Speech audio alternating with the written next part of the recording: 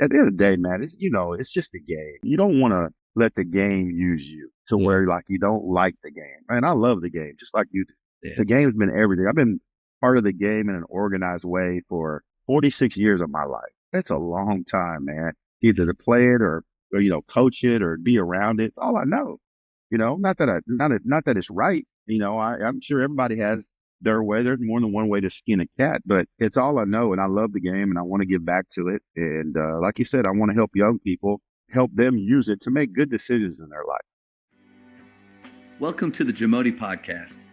We are all surrounded by amazing coaches and leaders. So let's get an inside look at not just what they do, but how they do what they do. After all, becoming the best versions of ourselves is JAMODI, just a matter of doing it. Today we are joined by the head boys basketball coach at Atascocita High School, David Martinez. He's been coaching for 27 years, 22 as a head coach. Coach Martinez spent time as an assistant coach at Jay High School and DeSoto High School. While at DeSoto, they won the state championship in 2003. He's been the head coach at Clearbrook, Humble, and Atascocita High School and has a career record of 545 wins and 198 losses. Coach Martinez led the Atascocita Eagles to the state finals in 2016 and the state semifinals in 2021 and 2022. He's a 12-time district coach of the year and 3-time city coach of the year for the greater Houston area. Before we hear from Coach, take a moment to subscribe to our podcast and follow us on social media at JAMODI Podcast. The JAMODI Podcast is powered by Sideline Interactive. Sideline Interactive is the leading manufacturer for high-quality, innovative scoring tables and LED video display boards that help coaches and schools bring more excitement to fans, create huge fundraising opportunities, and make their jobs easier. Visit sidelineinteractive.com to check out their amazing products. Man, first, I just want to thank you so much for giving up your time, coming on here, talking hoops with me. I'm excited about this. Oh, good. I'm glad to be here, man. I appreciate you having me. I read an article about you getting your 500th win, and one of my favorite parts about it was at the bottom, and I wrote it down. It says, I'm just trying to win the next one, to be honest with you. And he said, I was trying to get to 501, got that, and now trying to get to 502. I love that. People don't realize how hard they are to come by. And I've been blessed in a lot of ways and had some really good kids, in the past that obviously attributed to that. And, I've learned a little bit on how to manage a game throughout my time, but man, they don't come as easy as you think, man, especially in the type of district that we play.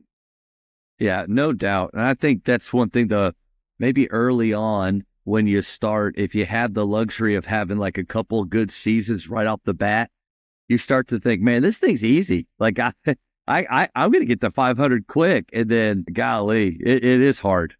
Yeah, you can get fooled into that real quick. And it looks to the average eye, to the average fan, maybe even the average parent that doesn't quite get it. It looks like you're going to win all of them. Yeah. So if you stay in your bubble long enough, you start to think that there's nobody outside that bubble that's better than you. And you learn quick. You get humbled real quick in this game.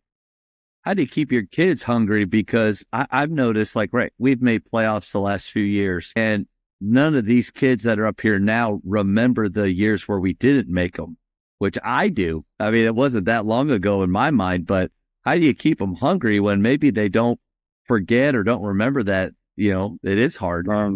That's a great question, and it's getting harder and harder, to be quite honest with you. I think we do a pretty decent job of celebrating our former players and celebrating the success that we've had in Atascocita. And so when you walk into the office, you see pictures and trophies. And when you walk into the locker room, it's decorated with former players and, accolades. And you know what I found out? They really don't care. It's not like it used to be when I was growing up, or maybe even when you were playing. We're like, man, I want to be like that guy. I mean, I wanted to be like the guy lived down the street from me that, basically taught me how to play. I wanted to make those guys, I wanted to make my coach proud. Now it's just, everything has kind of changed, and I don't know if it's like a snowball that's just gaining momentum. It's sad in a lot of ways, but it's what we live in. You're looking at it every day with the transfer portal. I was just talking to my assistant coach today. I said, with this portal, I don't think people realize, but like now the moving around, you're going to see it more. You already see it in high school. You're going to see even in more of it now. And like, just for instance, whenever I would get a transfer, I always, it's something that I do. I make a courtesy call. If I get a kid from you, hey man, this guy just checked into the school, what can you tell me? And I'm going to be honest with you and tell you, I don't even know where that's going anymore. You know what I mean? Because in college, hell, you can leave every year and you don't even have to tell the coach you're leaving. It's just we're living in a different time, and we're going to all have to make adjustments. The game, we always talk about the game evolving. That part of it's evolving too, and if you don't figure it out, you'll get left behind. And I love the idea that you have about having pictures of those former players, wanting to keep their spirit alive. And then also, I think you're right on the money with, I think they do care less and less about that. That doesn't mean, like Coach Ryan at the Colony High School, he'd have our pictures up, and sometimes I would come by and he'd be like, guys, you know who this is? He'd be like, it's Matt Saban. This kind of look over their face of like, so? Exactly. But even though that's true, I still, Coach, think it's necessary that we even get more creative with ways to. We want it to be a program, and a program that's not just built on something quick, but it's long lasting and it has layers and it goes back a long time. We just got to keep those names alive in our program somehow. Yeah, absolutely. And that goes with the NBA greats too. It goes with the great college players. Like I ask my kids all the time, who's your favorite college team? Who's your favorite college player? They have no clue. Yeah. They're all stuck on who they see the most, the LeBrons and the Stephs. And I try to paint, give them examples of like, look, when I was coming up, I always looked at, the college guy I wanted to pattern my game after. I'm like, there's nothing wrong with that. There's nothing wrong with dreaming about, trying to be like somebody. Pick a guy out, pick a team out and follow. We got a great team here in Houston. We've gone to watch them play as a team a couple of times.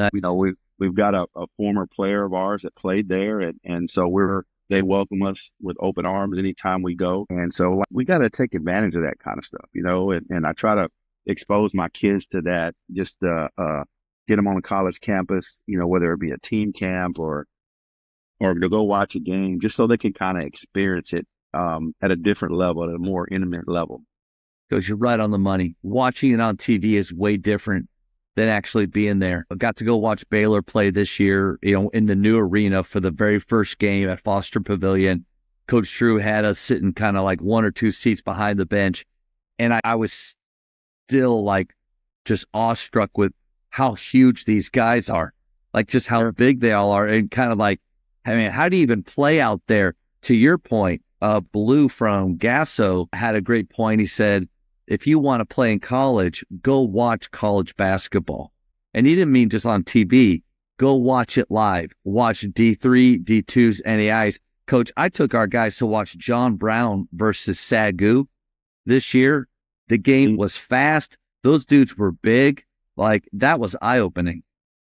Oh, yeah. No, and it's funny you say that, because I've got a kid that signed with Brown. You say John Brown or Brown? John Brown with Coach Besta. Yeah, wrong team then. I've got a kid that signed with Brown in the Ivy team. Nice. But it's the same thing, though. I'm looking at him. I'm like, man, you got a lot of work to do in the weight room, brother.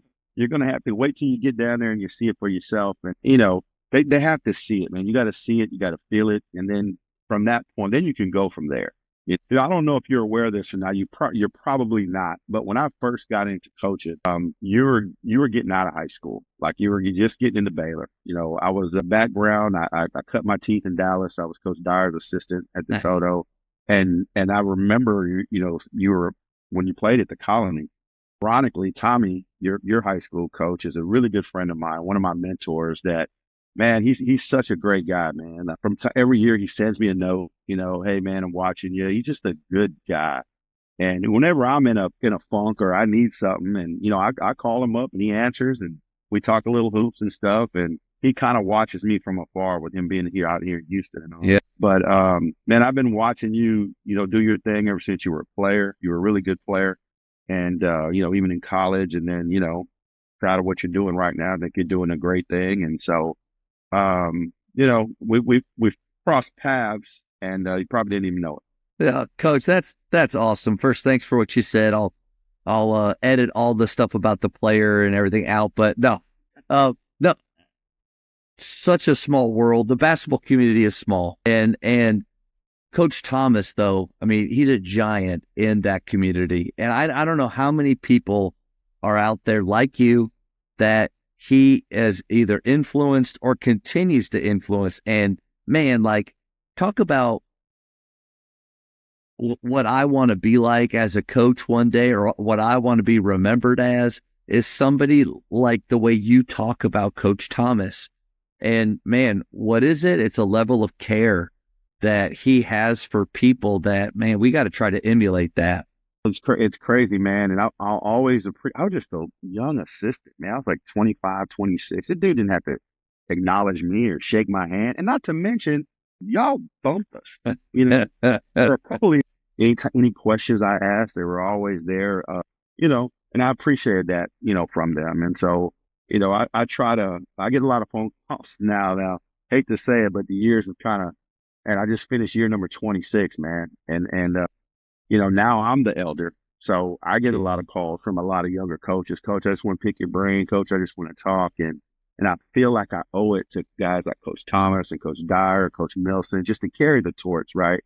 And to kind of, let the young guys know, hey, that's what we're here for. Those are the same stories I heard. You heard Danny Henderson talk about them. Hey, I went to go watch this guy. I asked him. I spent a lot of time when there were young coaches just learning from all the older guys. And so, man, you just got to play it forward a little bit. And I don't mind doing that at all. And I appreciate young guys reaching out all the time. So you mentioned some giants in coaching already with Coach T, Coach Henderson, Coach Dyer. I did a hoops talk with him, and it just, sometimes I forget that I'm doing these calls. I'm just listening, man, just listening to a coach go. And what are some characteristics, maybe 3 or so, that you've seen in great coaches?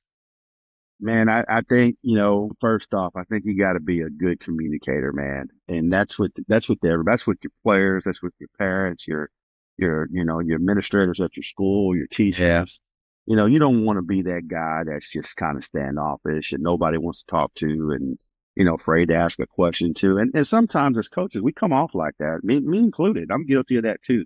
And so there's gotta be a safe space there somewhere, where your kids can come to you. And, when I first started, I had all these rules, right? And I think a lot of us did, and some of us still do. And I had these rules. Well, look, we're not going to talk about playing time, and I'm not going to talk to you the day before the game and the day of the game and the day out. Well, heck, when are they supposed to talk? Right.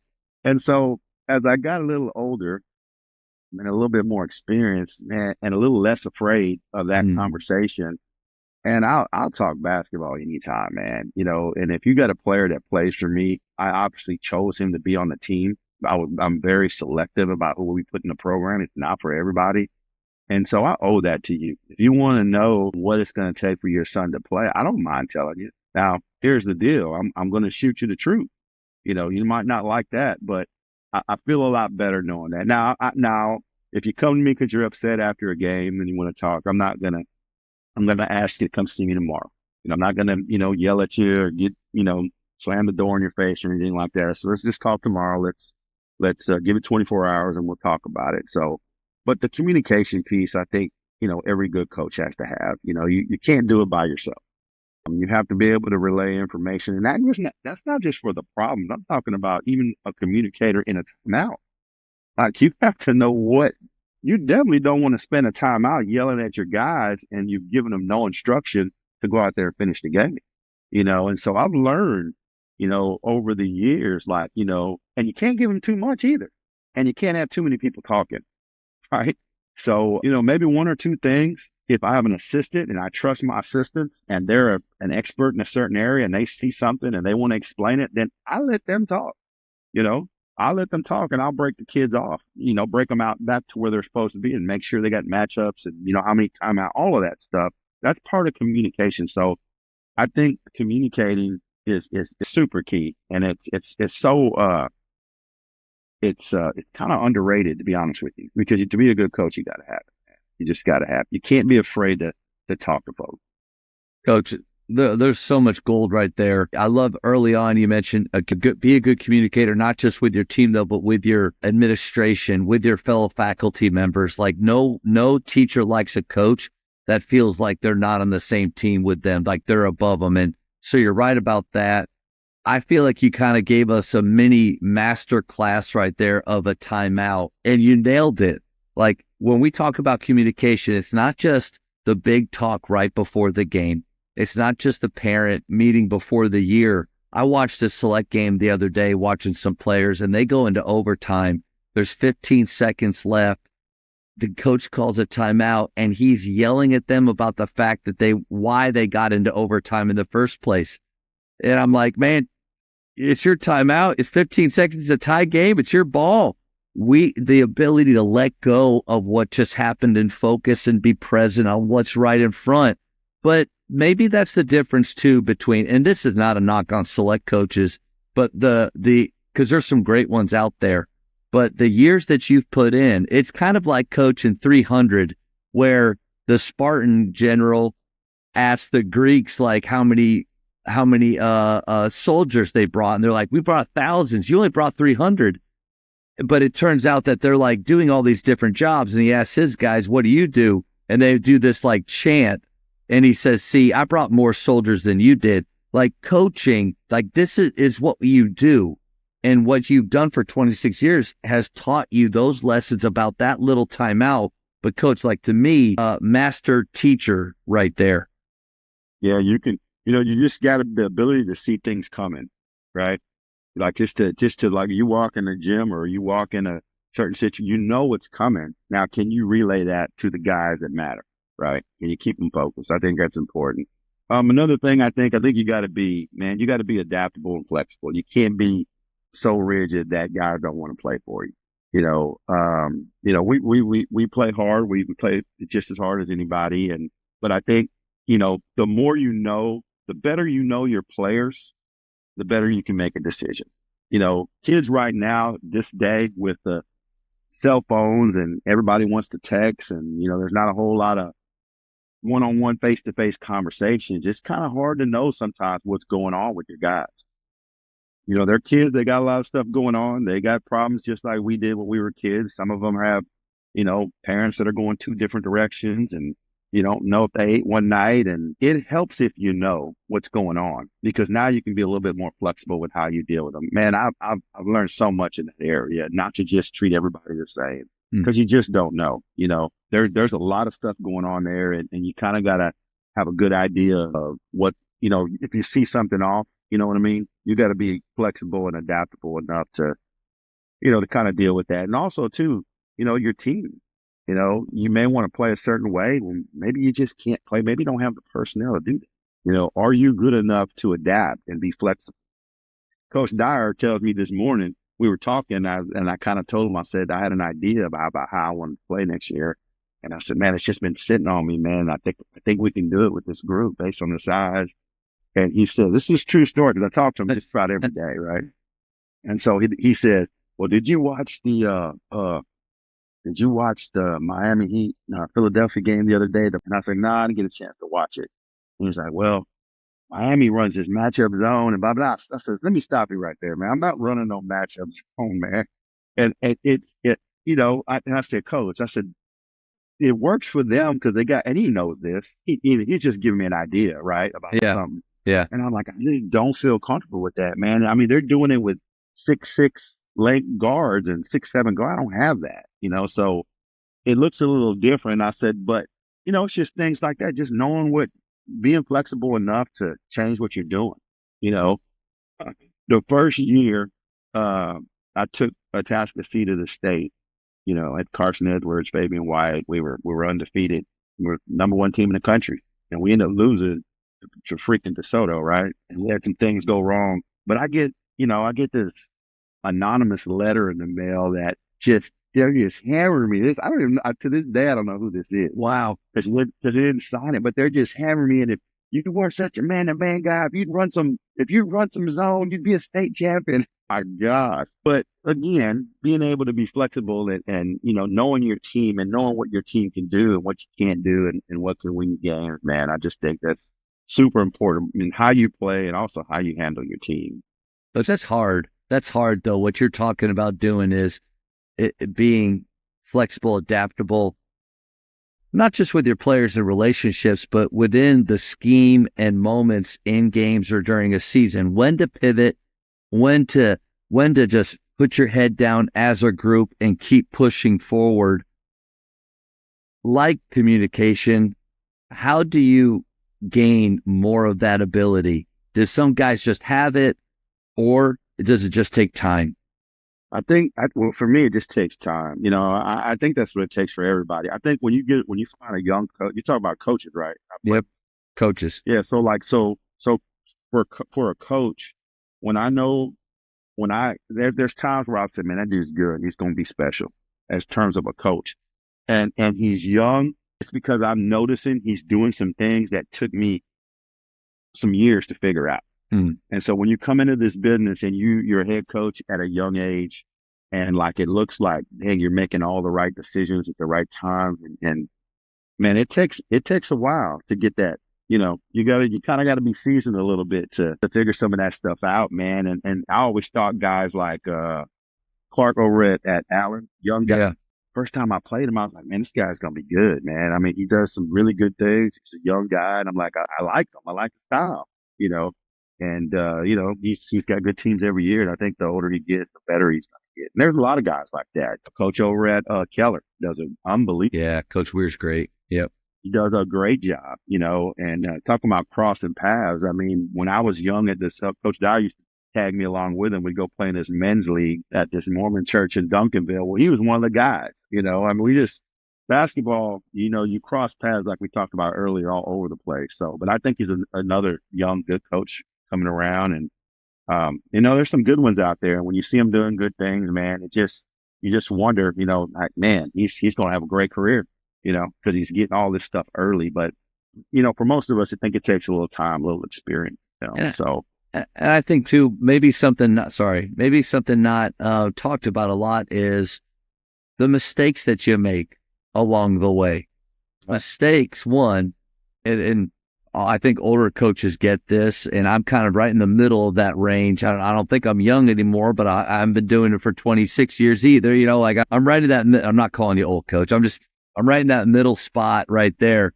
But yeah. But it's the mistakes that you make and being okay with making them. Like understanding that as much as we want our players to embrace the process and to have the goldfish mentality and to move on to the next play, like we've got to do that with our own mistakes that we make with a level of humility, maybe transparency with our players of the fact that we did make a mistake. But I think sometimes, like as coaches, how often do we hold ourselves back for fear of making mistakes ourselves? Man, that's big. Yeah, absolutely. We want our kids to play fearless. What about coaching fearless? Yeah. You can control the pieces. Yeah. You don't have the ball now, you can't call timeout. So, you better hope you got something in there if you need to get the ball back, and your kids are well versed in that kind of stuff. So no, it's just something that you just learn along the way. It's your craft, right? It's just like an artist or musician or somebody. You get better with time, man. And it just, and when you see those things with somebody who's young, you just know that person, if he sticks with it, it's going to be, it's going to be good. And I think too, the majority of coaches, like their why for coaching isn't to make, especially the high school level, isn't to make a lot of money.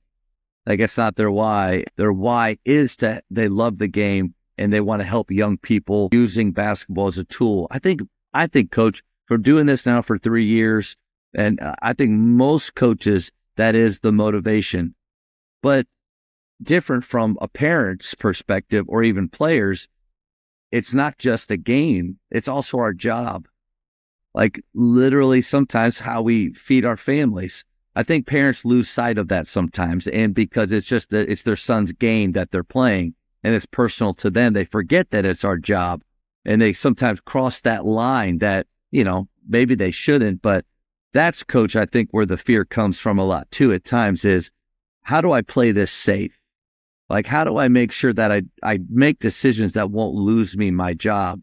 Yeah. Man, tough line to balance right there. Tough line, man. It's a tough business, and only coaches know it. Only us coaches understand it. I mean, shoot.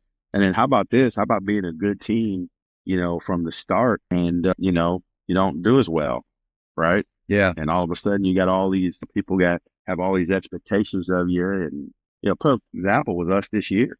I mean, we you can go into the playoffs. We're top 3 team in the state.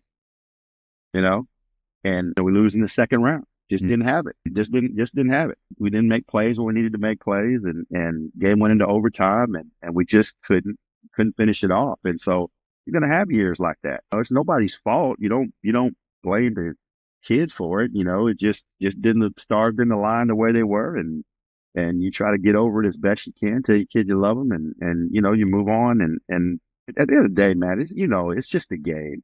You don't want to let the game use you to where like you don't like the game. Man, I love the game just like you do. Yeah. The game's been everything. I've been part of the game in an organized way for 46 years of my life. That's a long time, man. Either to play it or coach it or be around it. It's all I know. Not that it's right. I'm sure everybody has their way. There's more than one way to skin a cat, but it's all I know. And I love the game and I want to give back to it. And like you said, I want to help young people, help them use it to make good decisions in their life. Coaches, the JAMODI podcast is powered by Scoreboard Media.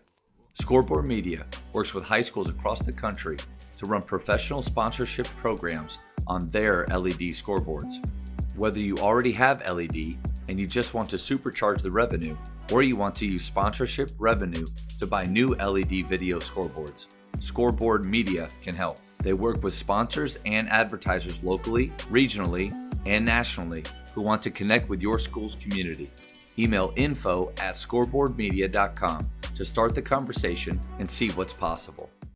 Great point. And I think that's too why our seasons, our programs need to have an overarching theme that's, hate to say it or hard to say, bigger than winning. If winning is the only way that a team achieves success in a year, well, coach, there's only going to be one team that feels like it was a successful year at the end. I think that more of the common feeling is what you had, what a lot of our teams had, which is, you know what? For many different reasons, sometimes you have injuries to key pieces, and people ask, why did you guys go deeper? Well, I have 2 real important or easy reasons for that, but it can't, if there's an overarching theme to it that's bigger than winning, then every season can end in a success, independent of maybe how deep or how far you go. But man, I think that kind of starts with us, right? Like, do we believe that basketball, the game, is more than just winning, even though that's important?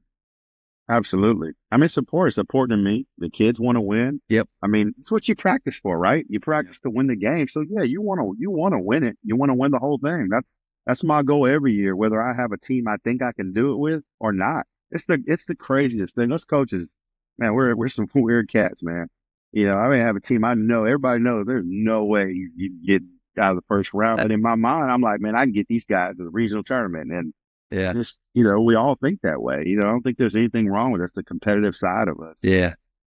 But you're right, man. There's more to it than winning it all. I mean, winning is fun, but there's so many.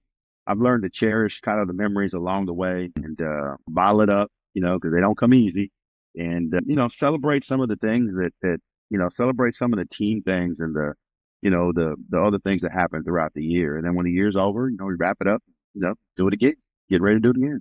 Yeah, I love that vision that you have. That I think great coaches have vision for what their team, what the season can look like. And then Ross Hodge from UNT had I thought a great point of, you have to instill belief in your team, but then there has to be a component of work that goes with the belief, or else you're the team that says we're going to win state, but you don't work hard. You don't do the things necessary to get there.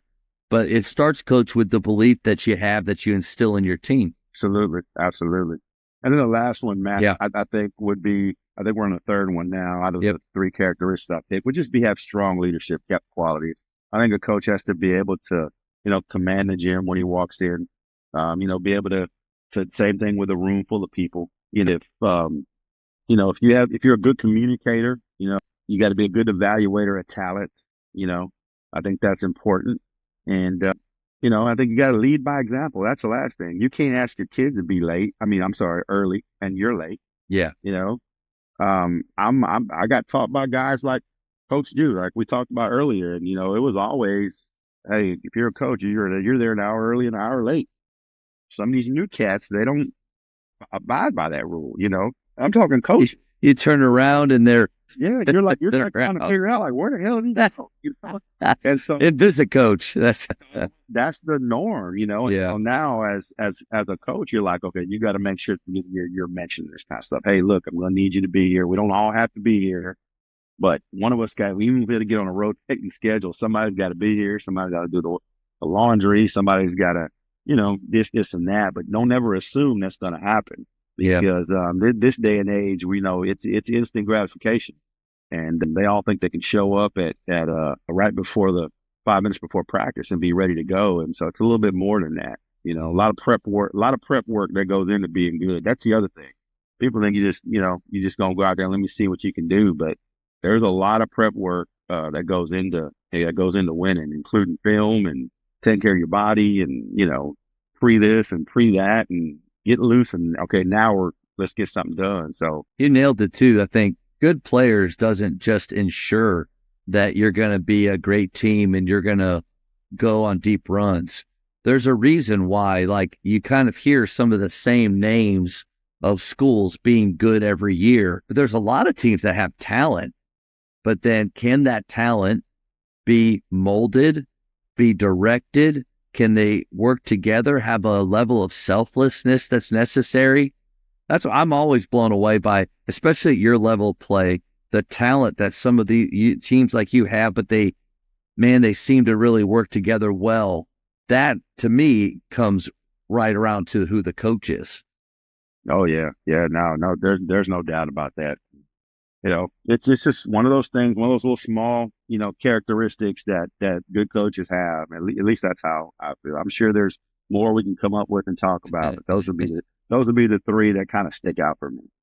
What do you think is one thing? It's hard to choose one thing. I was talking with Kevin Eastman, a longtime Boston Celtics coach, wrote the book 25 Rules of Leadership, 20 something. But he said, I hate one thing questions. So it's like, okay, well, what's a couple things, or what do you think makes your program different? I think it's our attention to detail. Just the way we do things. I think I asked somebody really close to our program that once I picked these questions out, and I asked him, I said, I know what I'm going to say, but I'm just asking you without me telling you. I want you to answer this question. I'm like, what do you think makes us different? And the first thing he said was, Coach, that's easy. Attention to detail. And I'm talking about a guy, that former player, and that's watched us practice, that's been in our practices and been in our games and for years. And so he kind of, whenever I need some feedback, I trust his eyes. A former played at the school, former guy that was an All-American and stuff. So he knows what he's talking about. That's the first thing he said. He's like, and I said, well, explain that to me. He said, I watch you guys in practice. And he said the attention, the details to like how you guys set screens, where you roll to, how you could be working on something and then you'll just stop them, and you'll talk about the spacing and you move them here, you move them there, and you talk about the why, or you start you start a sentence, and I did this today, quite frankly, with my freshmen. You start a sentence and then you stop and you make them fill in the blank, just little things like that. I think is what he was talking about, and so I think the attention to detail is kind of something that separates us, and you can see it. At least I can, because it makes me happy, right? When I watch our kids play, and it gives me something to praise them about. We're going to halftime or after the game. I was like, man, we had several of you guys, or hey, Matt, that was a great 2-foot jump stop and finish, or two hands on the pass. All these little things that we're trying to get our kids to do to break these bad habits, and they start doing things that we're working on, right? And you see them in the games, and you got to praise them because you're going to get more of it, but you got to know what also you also as a coach, you got to know what it is you want to, Mm. and so those details, that we practice, that we break down and practice and that we look for, we want to make sure that we look for them when the kids are doing them. And then when they're doing them, we point it out to them, Yeah. and that has helped us a ton, I think. Coach Aker at OBU said that the little things are the big things. And I feel like that's what coaches like you really understand. And I go back to this idea of being a master teacher. When I was at public school, I never got evaluated. When I was at McKinney High, I never got evaluated in the gym. I always got evaluated in the classroom. And I always thought, like, man, come evaluate me in the gym. You'll see authentic engagement. You'll see people just hungry and all this stuff. But a master teacher, I think you can put them into any situation. They know how to communicate. They know how to be adaptable. They have strong leadership that can command the gym, like you said. But then the attention to detail, coach, that's one thing I got from PGC that blew me away. And I think that great coaches like you have for sure.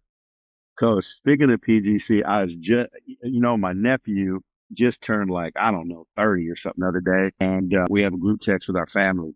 And there's a picture of, he's a little kid. He had just came to Dallas and he went through, we used to go to this, we put him through the DeSoto camp. I mean, he was young at the time. He might have been 5 or 6.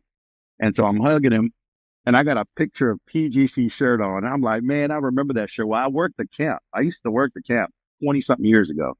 That's back when, When Dina, wow. It was Dina and Dick DeVangio's brother. They were running it. And so I used to work that camp, man, and I learned a lot there, man. You worked your butt off, though.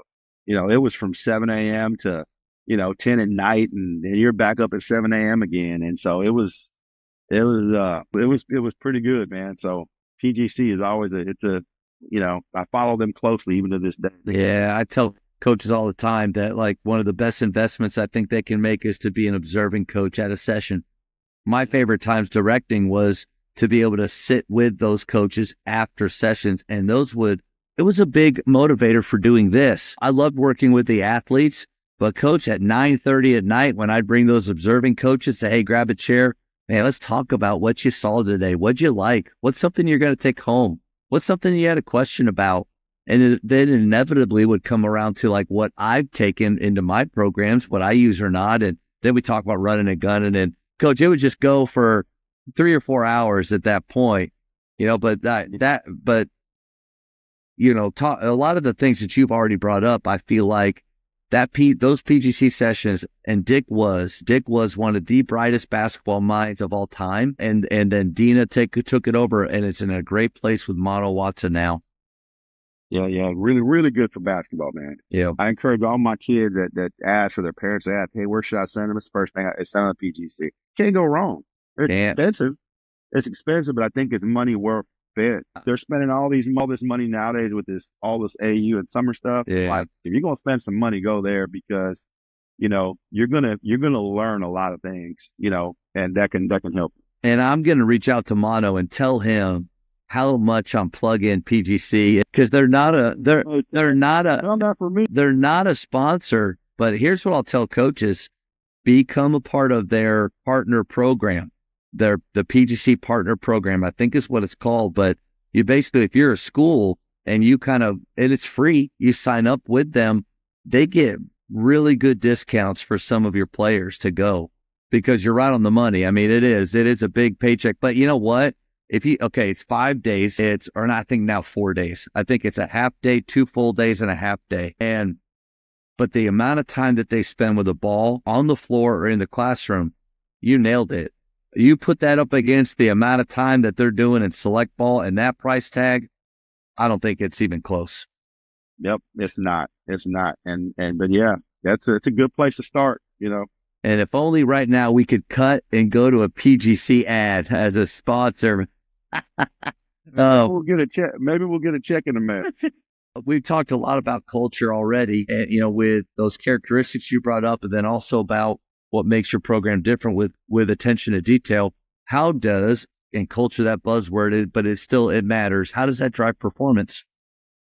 Well, I would say how you do anything is how you do everything. So I'd start there. So again, if you come in and you're sloppy, and your kids, they've got to know when they walk in the door what the expectations are.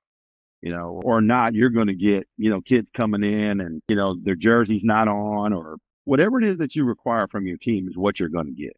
Yeah. That's another thing I learned as a young coach. Okay. If you don't like something, then you got to care enough about it. It's got to be important enough for you as a coach that you are going to fight for your culture every day, Mm. every day. And a lot of it is just little things, man.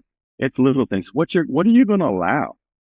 What are you going to allow? And so I can give you a few examples of that as we talk and as we go through that on some of the things that we look for in our team. And I don't think you'll ever see our team not look the same. Call it old school, call it whatever you want. But when you watch us play, we're all going to wear the same shoe. Unless, like this year, I got a kid that carries 19 boats and we just can't find we get the closest thing we can.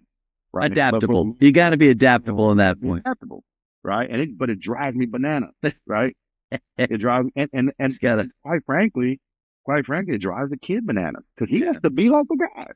Yeah. To be like the team. And so I just think that's important. You got some people, and there's nothing wrong with it. It's all preference. But again, it's what you believe in, what's important to you as a coach, and what you're willing to fight for. I'm willing to fight for that. I'm willing to fight for the fact that if you don't bring your shoes to a game, well, guess what? Your butt's not going to play. Okay. It doesn't matter who it is, but you have to be responsible enough to handle your business. You know what the expectations are. If I say the bus is leaving at 5 and, as long as you have called me and there's maybe a car accident or you're running behind, if you communicate with me, I can deal with that because I'm trying to teach you something. One day when you go get a job, you can't just miss work and not call anybody. So, man, I can't tell you how many times that conversation, like what I'm just telling you, comes up with my team. And I got to explain to them, this is what I'm trying to teach you. You can't do that. I can't decide I'm not going to come into work and not let my boss know and not let the assistant coach know, hey, I got to take care of something today. I need you guys can you pick it up today? Here's what we're doing. We got to all be on the same page. So that's probably the main one that comes up is, where are you at? How come I don't know about it? And so it's important enough to me that I fight about it with the team. I'm willing to fight for it. I bring it up at the parent meeting at the beginning of the year. I let them know how important it is to me because I think everything starts with there. Just being on time, being on time for everything we do. They can take that with them. They're not going to remember a whole lot of stuff from basketball that we do, but they'll remember that. If I can just make that a habit, that'll help them in their life, wherever they're at, just being on time, and then I think with your culture, you got to have like a shared vision. Again, we talked about when we win a championship. Well, we all got to believe that. So what are we doing what are we working for? And you're constantly just kind of painting that picture every day, but you're painting the picture and you're also explaining, why is it that color? Why are the edges here? And you're kind of just molding your team to kind of think the way you want them to think. And it's a constant, it never stops. You're constantly doing that and it changes with every team, and so daily you're having to remind them and for some people it seems redundant and for others, we know that it's necessary. It's like the boring. You hear it all the time. You can't get bored with the small things, warming up, getting your form shooting in and all of that stuff. You don't just become a great shooter just going out there and jacking up a bunch of threes. There's a process to that. And a lot of it is some boring stuff. Yeah. And then the cohesiveness that the culture brings, man, when you have people that have the same vision and, what about this? You can even add this one in there. What about shared suffering?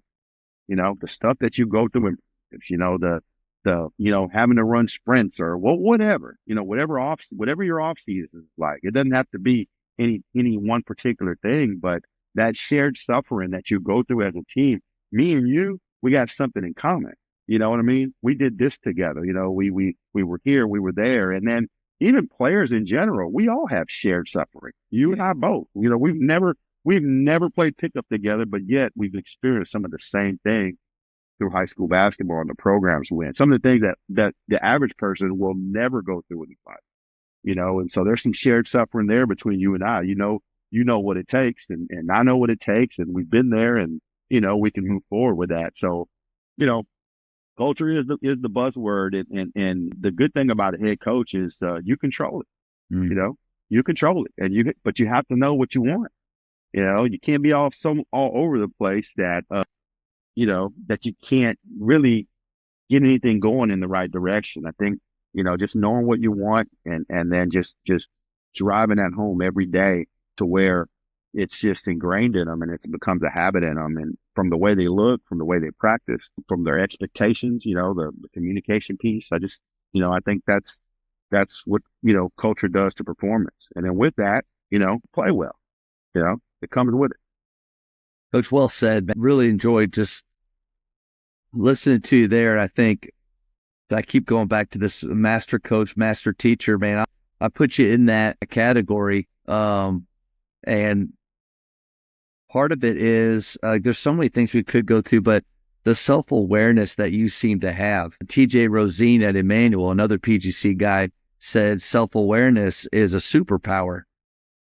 Like if you're self-aware, because you kept saying you got to know what you're looking for.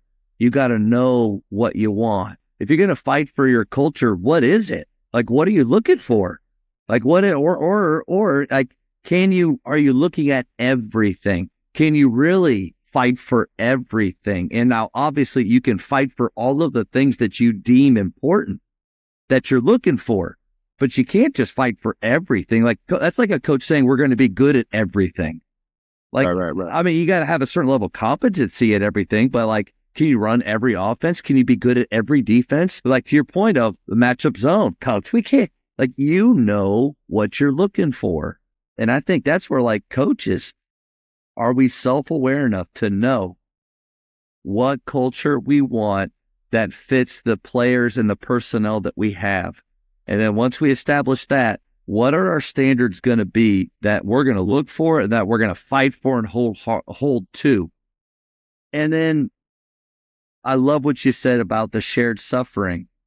Like, don't be afraid of hard.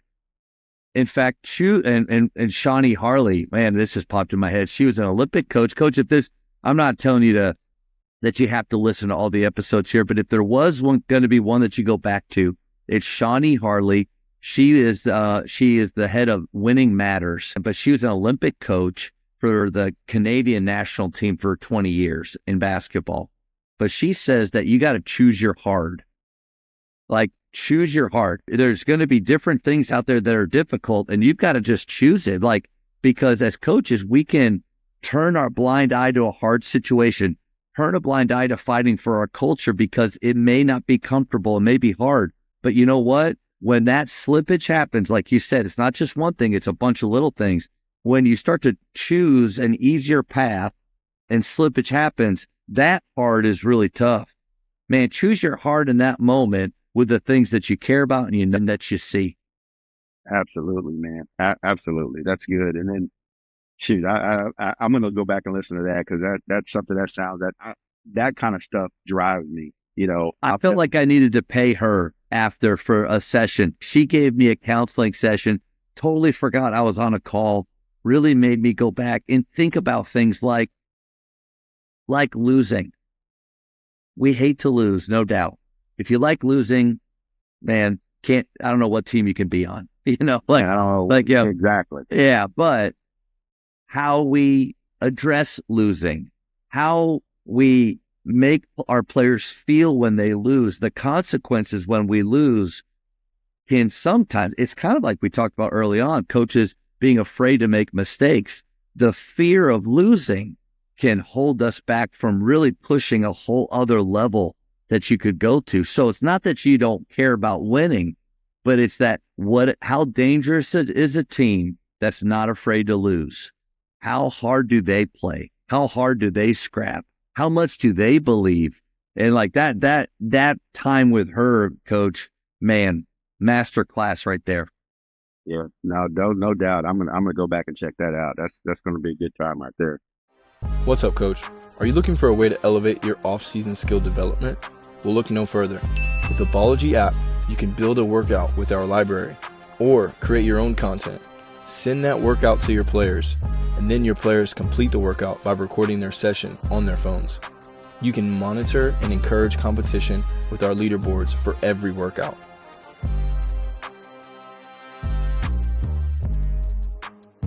Bology offers player development solutions in the palm of your hands.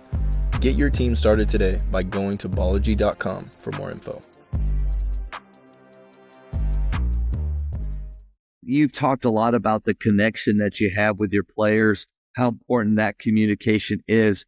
How do you meet with your guys? Because I feel like that's something that every coach wants to do, but then it's really easy for that time just for you to lose it. Man, that's a great question, Matt. And I love that question too, because I've spent a lot of time thinking about it on how could I be how can how can I be better at communicating with my players? So over the years, I've come up with a couple of things, but I've had to like anything else, when you're trying to figure it out, right? You always kind of go back to the source. And I considered myself, when I was an assistant, for Coach Dyer, man, I thought I was a really good assistant, and it had nothing to do with X's and O's, man. It really didn't. It had everything to do with the relationships I had with those kids. And those kids to this day at DeSoto man, they're like little brothers to me. Des Willingham, who's head coach at Dallas Skyline, he and I talk all the time. And now I'm his mentor, right? But Des doesn't tell you how many countless hours I spent rebounding for him. And, when he graduated, he was the state MVP. We won state in 2003 with him. And, now he's trying to figure out as a coach. And like, he just looks to me all the time, and some of the other Charles Stoker and some of the other guys on that team as well. And so I went back to like, man, like, how can I get it like that again? Right. That's the relationship I want. Yeah. You know what I mean? It had nothing to do with X's and O's. Coach Dyer did all the X's and O's. He was the guru with that. But what was it that I was doing? And Matt, it was just time. It was time and consistency with the guys, right? Getting extra shots up, rebounding for them. Man, it sounds really, really little. And it sounds like it doesn't mean much, but it's no different than you spending time with your wife or your girlfriend or your daughter or your son. That you can't buy that, man. You can't even put a price tag on what that really means. And so, like with our players, and it's harder to do as a head coach. It's much harder. I haven't found the balance yet. And so, but because you got so many other things that you got to take care of, you know what I'm saying? And so, but one of the things that I try to do to get me to that point with my guys so that they can trust me is I meet with them more than one time a year. And I like to meet with them. It's ongoing. It's an ongoing conversation. At the beginning of the year when they get to school, first meeting we have, we talk about what's going to happen, this and that. I give them all a note card, and, they write down some things, just some basic information, right? And part of that is like, what are your goals? There's 3 goals, 3 team goals, 3 individual goals, something like that, right? And they write them down, and it doesn't matter to me what they have down. What matters is I can go back to this, right? And, it's all basketball related or whatever. What do you want out of it? Who are your best friends? They just get to know type of stuff, right? And so whenever it looks like something's not going right with that player and I want to talk to them during the year, hey, come on, let's have a conversation. I pull that card back out, and like, let's see what you're struggling with. Or, hey, you remember when you wrote this? Where are we with it? Where are we with this goal? Well, I'm not doing so well on it. If somebody says, well, I want to become a better 3-point shooter. Well, are you getting extra shots in? What are we doing? And you just try to get them back on the right path, right?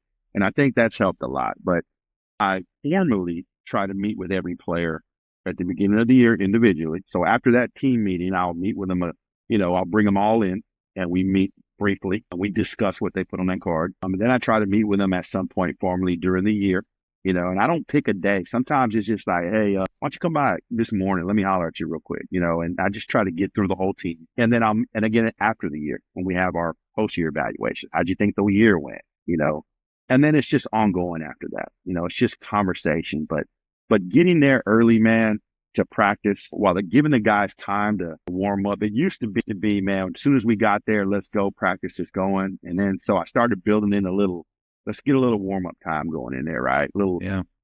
Let's get in the gym, get some shots up. It gives me a chance to walk around and dap some guys up. And hey, how was your day today? Just kind of get a feel for them before you get going. And that's all part of relationship building. And so, some kids, they're kids, right? And some kids aren't comfortable with that. Some of them are, and it just takes time. They all mature at different times. But those relationships that I had with those kids, back then, I longed for, man. It's what made me love coaching. It made me love this profession because I was able to help people and help young kids. And, the fact that they look up to me 20 years later and like, coach, I still need help, and they're still calling you coach and stuff like that, man. It's just, you can't. Yeah, I wouldn't trade it for the world. You can't buy it. You can't just go to the store and buy it. Yeah. And it just makes you as a person feel really good that you've helped somebody along the way. And so, you know, I think it starts there with us. Just meetings. It sounds like a lot, but ongoing meetings, 3 formal meetings a year. I'm sure there's coaches like, man, how do you get that to everything else going on? You just make time for it. That's the point. Schedule it. And schedule doesn't have to mean like when I schedule my meetings, I use volunteer link. I literally build out the slots and the times. I text them the link. They go in and they choose out of all those times the best that for them, right? But they're all times where I'm going to be available. If you don't schedule it, the odds of it happening by chance or the odds of you like that's low. The odds of you missing guys or not having time, I think that's high. And the other word I wrote down is intentional. You got to be intentional with wanting to meet, but then what you do with that time. And I love that idea of those cards because I use a journal, but when you write down things before that next meeting, you review it. And to me, to a player, nothing makes them feel more special that when you revisit or ask a question about something you talked about previously. That's huge. Yeah, man, it goes a long way, and right, and so most guys want to go in and outwork everybody because they have the energy to do it, and I just learned to work smarter, and that's one of the things, working smarter and not harder, and we're gonna work hard, but we're gonna pick our hard like you talked about earlier. Yeah, I think early on,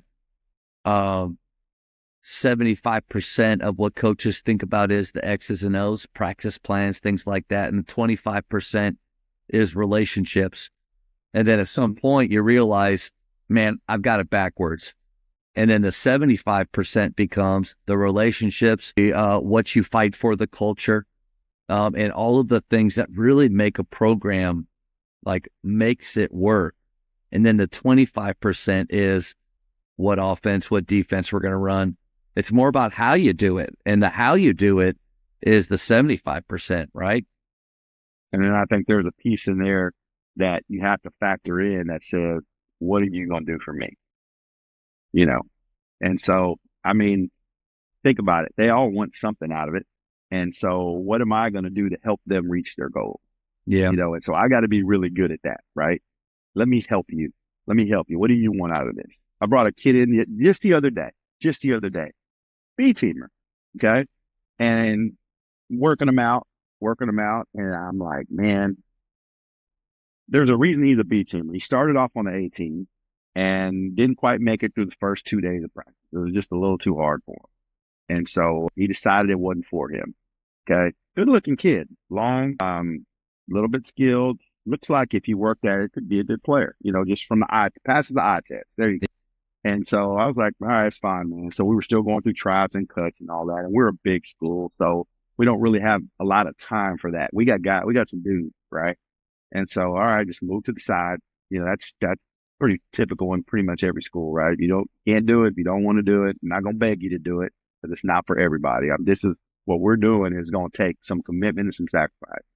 And so we got out for a little bit and, it was out of the program for about 2 months. And then we go through tryouts again. And my freshman coach decides, man, let's give him another shot. We put him on the B team. Won't hurt nobody. That's fine. All right. He's not a bad kid. So we put him on the B team. He gets through the season and all that. And then we get to off season. And this just happened like 2 weeks ago.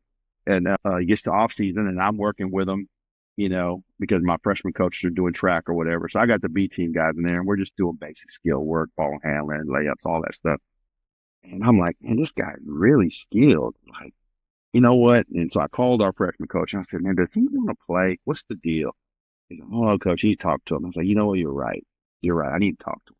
So I'm going to bring him in tomorrow. So I brought him in and I said, hey, look, just wanted to bring you in. I know you didn't get off to a great start this year, but look, you got some tools, man.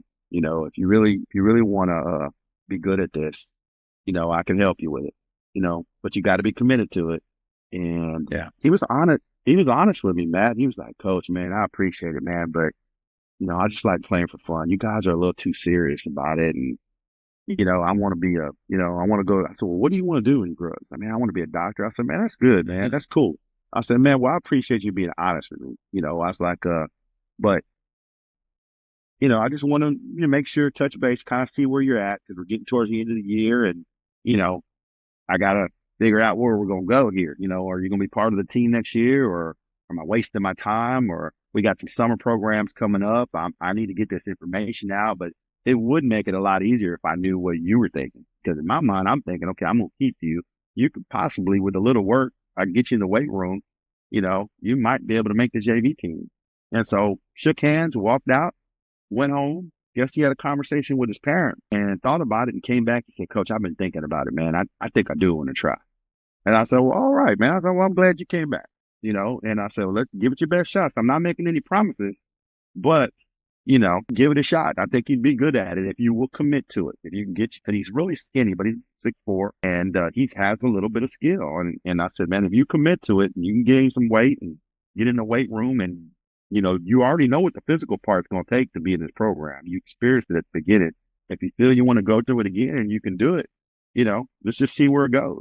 And he was like, "Yes, sir," and walked out, with a smile on his face. And so that doesn't happen all the time, but that Yeah. communication piece, like we're talking about, you never know. I mean, he may turn out to be something. I mean, he passes the eye test, you know, and so I don't know. Look, just things like that, man. I've gotten better at over time. Just like I said earlier, my eye for talent and the kids that have a little something there. I don't know. I can kind of see it. I mean, I'm sure all of us can. I mean, a kid can play when you walk in the gym, just by the way he moves, by the way the ball comes off his hand and so forth. But we talked about vision earlier, and you showed him a vision of what could be, like what you saw. Like how many guys would hear that, and just kind of go, "All right, appreciate it." Like that's it. Yeah, but like when you see something in a player, maybe they don't see it yet, but like you give them a couple tools, you tell them what could happen. But I don't know. I think there's a lot more to you as a communicator selling that vision, or at least sharing it with him. That's different. Yeah, I mean, man, I'm a work in progress, man. I'm blessed to do what I do, and I thank God every day, man, for just, I don't know why He picked me to do it. Honestly, I didn't have all these accolades. I was just an average player, but I think I'm okay at what I do for a living. And if I can help a kid that wants to be helped, right? I can't save them all. I know that. I'm not going to drive myself crazy doing that. Okay. But if I can help a kid that wants to be helped, that wants to do right, and it's okay. He can take hard coaching and be part of something special. When you want to be part of something special, man, I can help you. We can help pave that path for you, and maybe you get something out of it. Coach, before we go to the speed round, I'd love to ask you this: after 26 years of coaching, the success that you've had, the people you've been around, what's something you would do differently if you could start over today? Man, slow down, man. Just slow down and not do so much. I hit the pavement running. My first head coaching job was at Clearbrook. Straight off 2003 state championship at DeSoto, right? First assistant. Man, before that, I was putting feelers out for head coaching jobs and not a pipe, and then, you win and all of a sudden everybody went, "Wow, is that how this works?" And so, but I get there and I'm like, all right, I don't have DeSoto players, you know, you know what I mean? So, and I'm trying to put the book in, right? I'm like, everything we did there, I'm trying to put in there. And it was, looking back at it, it was too much. And I was spinning my wheels. We were good. Don't get me, we were good. We're competitive, made the playoffs, had some good players, had some college players. But looking back, I spent all my time with the varsity guys. Didn't bother teaching the coaches I had at the sub varsity level what I wanted at the sub varsity levels. Just get them going, make them competitive is what they were doing. And for 3 years, so what would happen was the varsity team would be pretty good, really good actually. And then the next year, I'd have 6 or 7 seniors leave, and I've got to replace those guys, and I'm like, got to start all over again. Like they have no idea what we're doing, and so like just trying to get everybody uniform, right, and get them a base offense, get them a base defense, and then go from there and build from there. Yeah, obviously your varsity team does more than all the other guys, but there's no reason why your freshman and your JV and with us in Houston, we have sophomore teams. They should at least know the same drills, Yeah. right? They should at least be able to do some of the same drills, so that if the next year or some of them get pulled up, you're not like, man, this guy don't know what he's doing. And the terminology, all of that, and that was me. That was all me. I had to take the time to teach the coaches, you know, to do that. So it took me about 3 years. And once I figured that out, man, we've taken off since then, as a program, and now it's like all 5 teams. And we're trying to win district at all 5 teams, and the coaches are excited about it. And everybody's trying to like keep a winning culture and a winning attitude. And so slow down, man, not do so much, not try to put in 5 presses. What do you, Coach Dyer used to tell me all the time, and I'll never forget this. And it's so simple. Like he's got such a way with words, whether it's in halftime or the way he talks to the kids, but it's always really, really simple. And one of the things I'll never forget that he would always say is like, this is when I became a head coach and I'd ask him for advice. He's like, well, what do you want to hang your hat on? He'd ask me about practice today and I'd ask him, what did you think? He's like, well, what did you hang your hat on? And if I couldn't answer that, I did too much. I did too much. So, simple, less is more, keep it simple, all those things, man. I know they're cliche and all us coaches have heard it before, but I mean, don't knock it till you try it. I mean, you don't need a whole bunch of stuff, to be good. Yeah. You just got to be good at what you do. Tyler Costin had a great idea of going over last year's practice plans and taking out as much as you can. Like, can you take out 20? Can you take out 20%? Like, yeah, you take out 20%, and then what do you lose? Nothing. And what you gain is maybe practice is shorter, which every player loves that, but also maybe you become masters in more because you're not doing as much. Coach, I think that's a huge and a great reminder for us because it's countercultural, right? Like you get a head job, you're thinking, I've got to be a grinder. I've got to be there at all hours. We have to do more than everyone else. And none of those things are inherently bad, but there is a way that you don't spin your wheels, that you can actually have balance, still be a good coach, and maybe be more enjoyable to be around too. There's no doubt, man. No doubt. I wish I would have learned this concept a little earlier in my career, but I got a good staff. One of them is my former player. The other one is a really good assistant that's ready to be a head coach. And, they help out a lot too, because I trust them with what we're doing and what we're teaching, what we're teaching the kids, but just slowing down, man. A few years ago, like we were moving, the pace, there was no downtime. It was moving, and there's nothing wrong with that. And we got a lot done. And it's part of the reason we are who we are. We're good. But the last several years, we've even slowed down. We've taken a lot of stuff out. There's a lot of stuff I don't do now that I did 5 years ago. And I love it because it's allowed us to like really retain and pay attention to those details and get good at some things I think that we're pretty good at. I think we take pride in passing the ball and being one of the better passing teams in the state. And I think it comes from that. Another thing, Matt, what I had some really good teams, 10 years ago and even now, but back when I had Carson and those guys, man, they were so competitive that they got bored with the little stuff. So I made a big mistake and I took all that stuff out, right? All the form shooting, all the ball handling, all the stuff.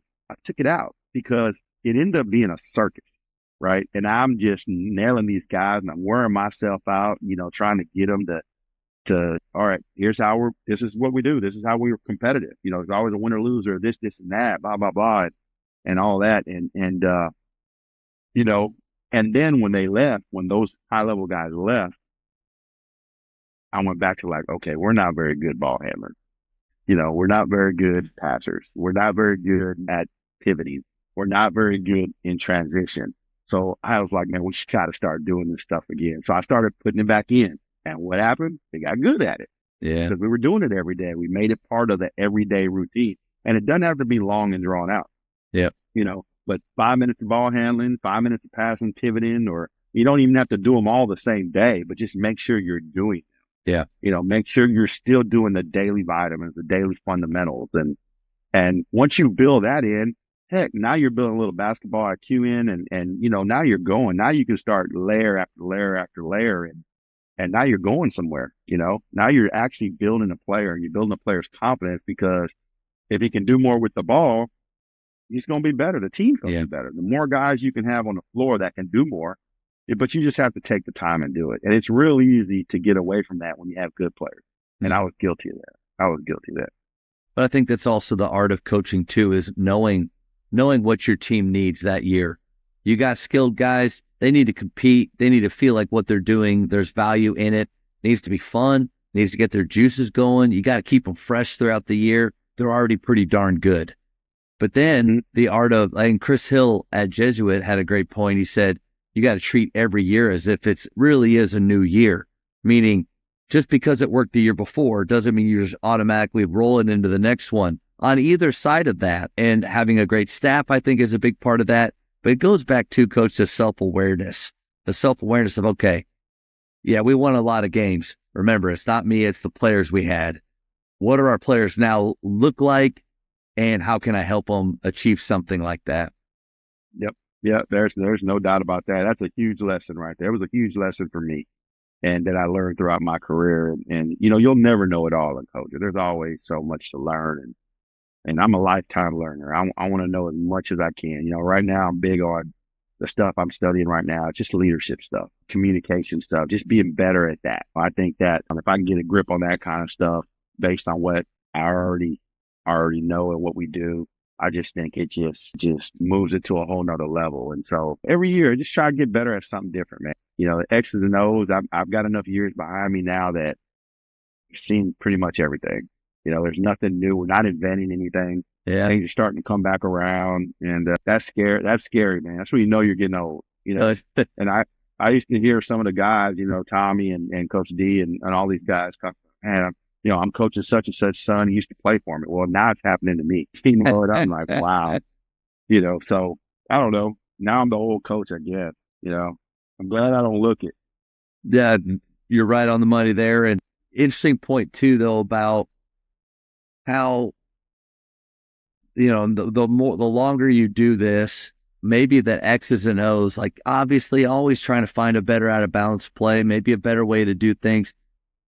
You're right though. It's the 75% stuff that I feel like even like that's a motivation behind this podcast. Notice, we don't really go into what you run, what you do, because you probably have great stuff and we all like the stuff that we have. But man, the things that you did share here, like I think every coach needs to hear all of that and be reminded of it, maybe light bulb moments there, because it's how you do anything is how you do everything, like you said.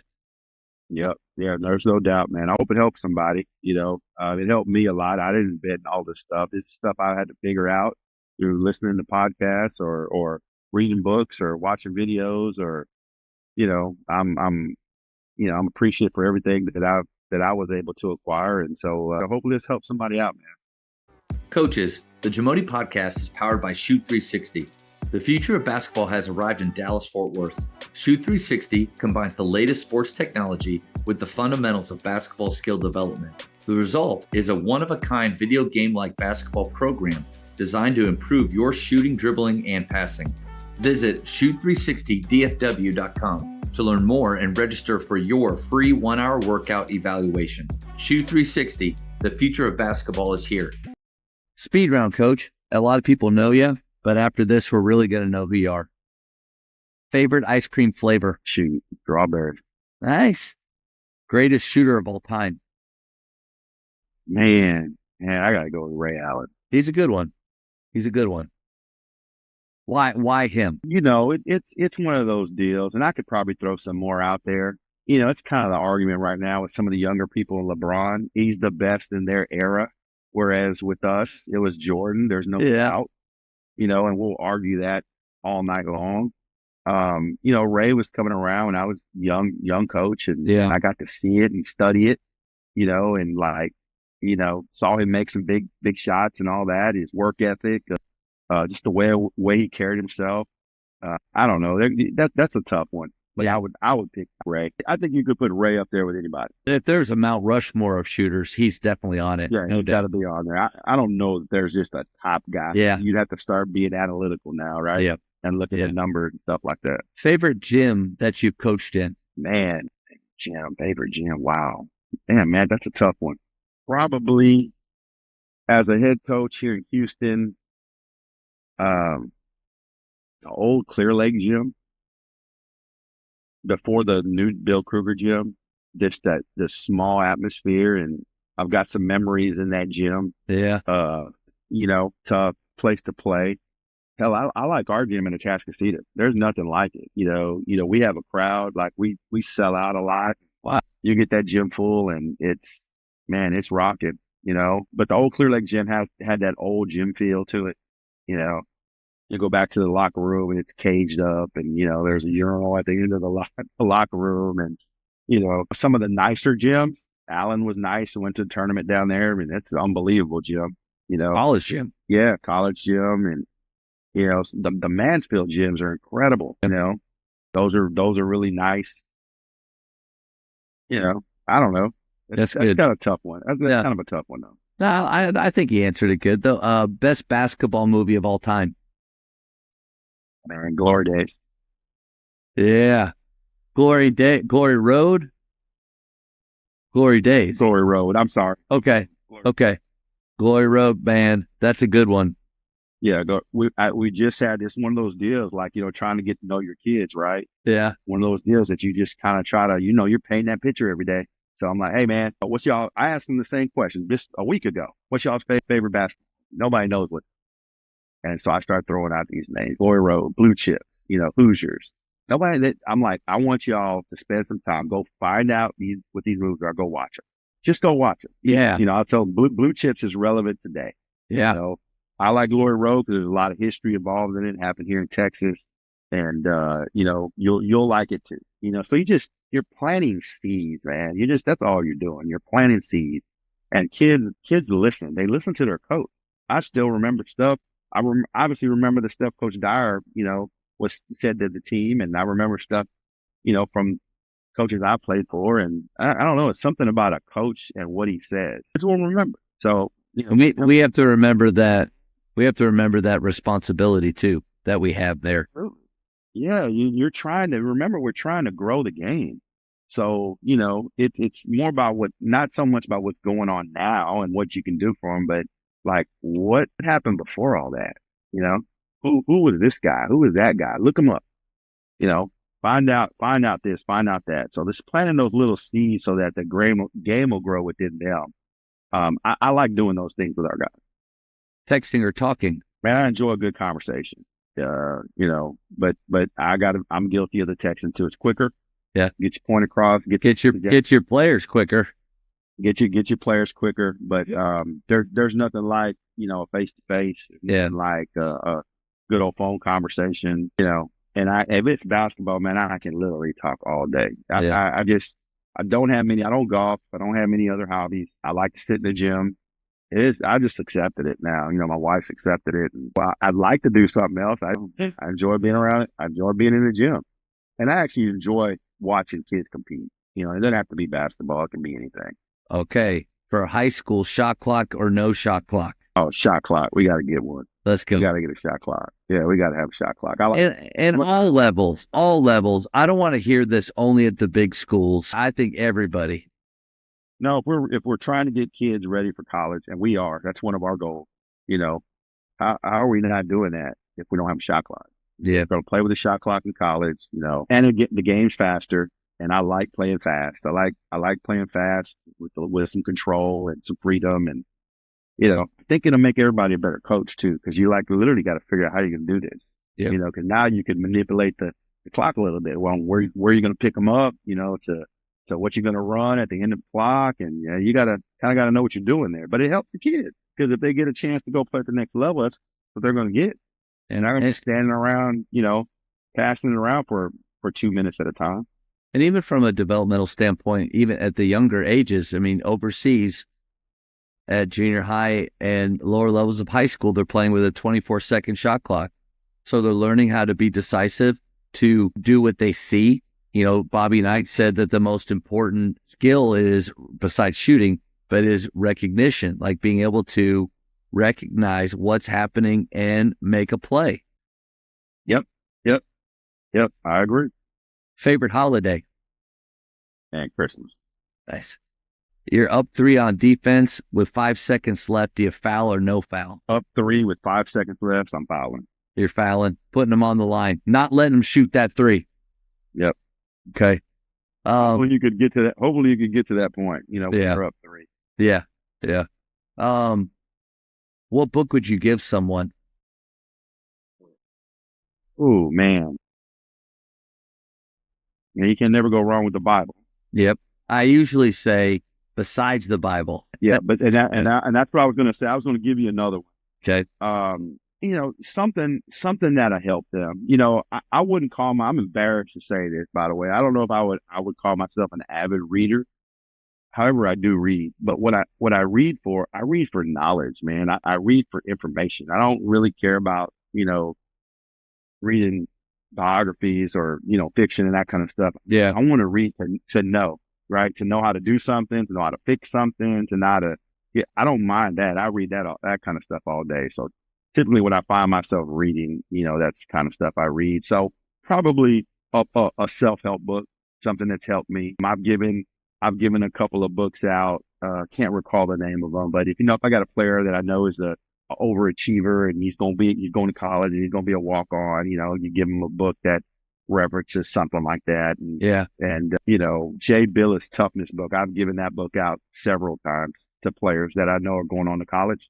I think that's one really good book. There's a lot of good ones out there, but the ones that I've kind of, with kids, toughness, I would say I'd probably give them that one. There's a lot of really good information in that one that you can use. Favorite place to travel? Well, any place where there's water. Yeah. For one, I went to the Bahamas for the first time last year. Really enjoyed that, to the point where, my wife, she's been a lot. But we went there last year and I really did like it, man. I enjoyed it a lot. Enjoyed the water, the weather, the fresh fruit, the seafood, all of that was really good. But typically, if you can get me to where there's some water, I relax pretty well around water. Don't mind that at all. Coach, we kind of hit this one, but we'll call it the last one, and maybe you can go a little bit deeper. But in basketball, in your opinion, who's the GOAT? I would say Michael Jordan. Yeah, that's got, to me, it's Jordan. And again, it could be an era thing. That's who I saw growing up. That's who I admired. That's who I saw take, and all the game-winning shots, and not like LeBron's doing this thing right now, but Mike was the guy. He's got everybody want to be like when I was growing up. Coach, this was so enjoyable. I just appreciate so much your vision that you have for your program. I think the way that you communicate with your players, I meant what I said, where I feel like, I got to talk to a master teacher for an hour and a half, which, man, thank you so much for your time. This was an honor for me. Well, I appreciate it, Matt. Thanks for having me, man. I hope, like I said, I hope I can help somebody out there. Maybe it's a young coach coming up. I think all the old guys have probably heard this kind of stuff before and even use it with their teams. But a lot of changes in the game, and we got to keep up with it, right? We all got to kind of help each other and share, and that's kind of been the name of the game. Nothing's new. We're not inventing the wheel again. So, man, I was glad to be out here. It was very well worth it. And, I wish you the best of luck in what you're doing. I think you're doing a good thing and growing the game and just growing people in general, man. So I appreciate you. Thanks, Coach.